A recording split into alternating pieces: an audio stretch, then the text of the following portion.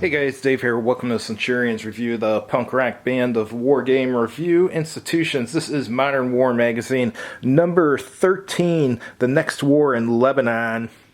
I got a bunch of Modern War magazines a year or two ago. I think it was 2 years ago. I think I bought, not 50 of them, I think I bought about 30 of them or so. And so I'm finally getting a chance to look at some more of them.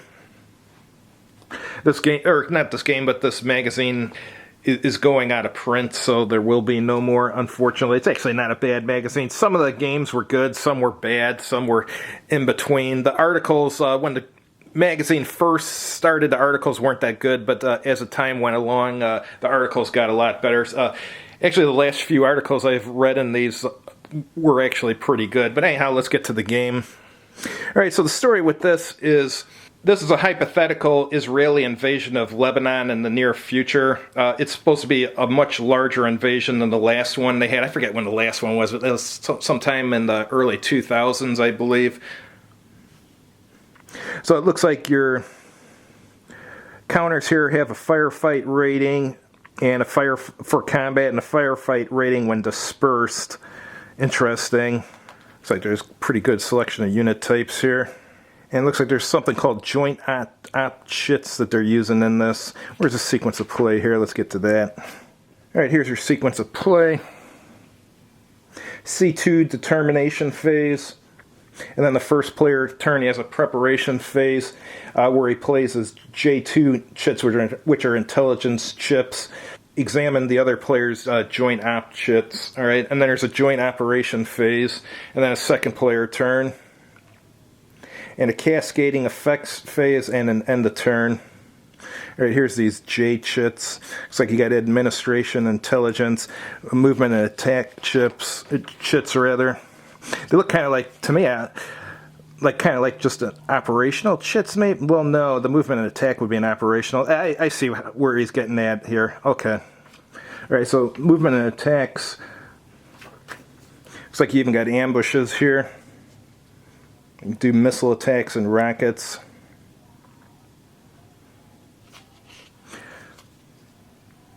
Alright, the stacking, there's no limit. And here's combat.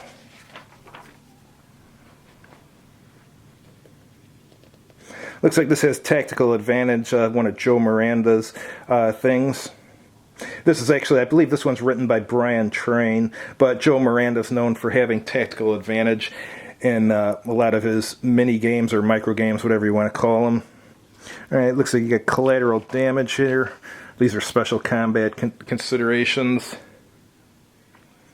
And here's rules for the IDF Special Forces. Looks like you got deep strikes. And looks like victory's done with victory points. IDF player gets 1 victory point for each insurgent eliminated.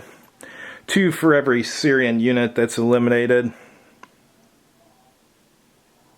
And he receives 2 victory points per Israeli-controlled hex zone at game's end, except sanctuaries and zones in Israel. And here's insurgent player victory points. 1 victory point per hit on civilian infrastructure by rocket or missiles or raids into Israel. 1 victory point per non-Israeli controlled hex zone at game's end. 1 victory point per IDF unit that has been reduced by game's end. And 3 victory points per IDF unit that has been eliminated by game's end. It looks like there's some optional rules here too. Here's your scenarios. Looks like there's just 2 of them, which is all I would expect from a magazine game. 2 scenarios is plenty. Right, here's your cascading effect chart. And a summary of your joint operation chit functions. Let's look at the map and the counters now. Counters aren't bad. Standard NATO military symbols. Yeah, looks okay. This is about what I'd expect from a magazine game as far as like quality of the counters. Looks like most stuff is double-sided. I can see why there's no stacking limit in this. The hexes are huge. Alright, so let's go to near the top of the map. It's got all the charts and stuff printed on here.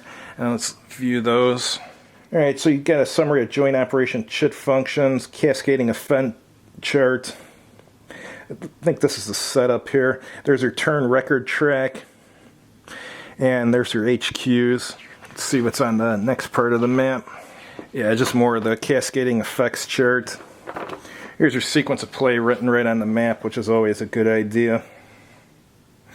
One thing when I play games against other people, and if I know the rules and I'm trying to teach it to someone, it's very nice if they have access to the sequence of play. It makes things go along a lot better. I mean, really, if there's not an extra player aid for them with the sequence of play, it'd be a good idea to print it out for them or write it out on a piece of paper or something. I usually don't get a chance to do that, but I probably should. And here's your little terrain key down here. Thanks for watching. If you've tried this, definitely chime in and let us know how it is. I don't know when I'm going to get a chance to try this. I got so many Modern Wars I still got to try. Have a good evening.